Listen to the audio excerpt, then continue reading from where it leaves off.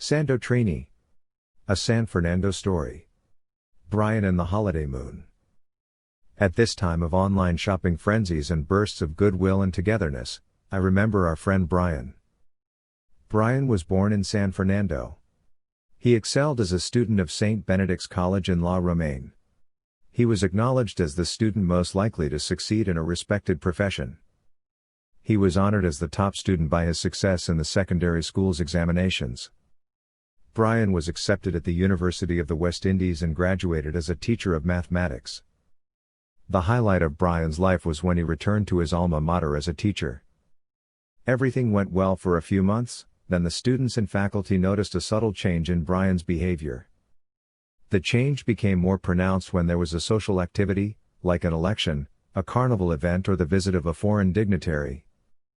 The most pronounced changes in Bryan's behavior appeared to be in sync with the full moon.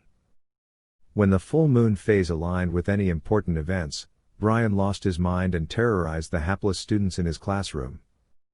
This phenomenon did not go unnoticed by people in San Fernando, and we heard of similar stories throughout San Fernando. The stories were about the relationship between erratic behavior displayed by vagrants and professors during the full moon. It was widely known that people did unusual things during the phase of a beautiful Caribbean full moon. There were reports by families who noticed that a loved one was completely transformed by the presence of the full moon. In San Fernando, we learned the name of the institution in Port of Spain which became Bryan's vacation home.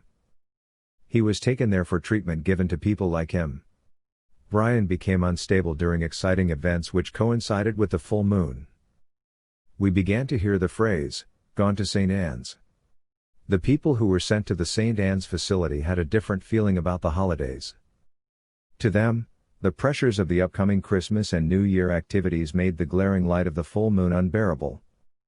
There were stories of people who did things which were unrelated to their basic characters.